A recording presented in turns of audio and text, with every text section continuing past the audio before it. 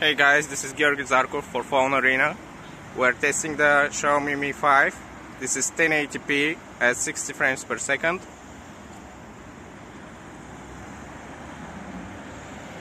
Moving around to see for rolling shutter.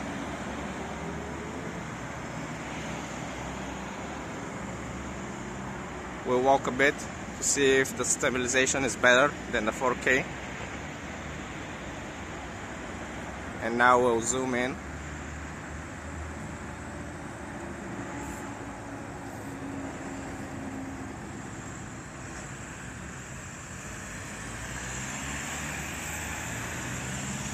The zoom stops at 10 times. It's digital, so don't expect much. And now we'll zoom out.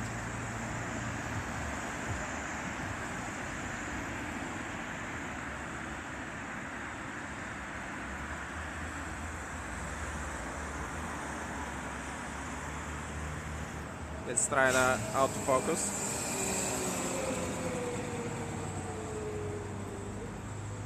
It's pretty quick.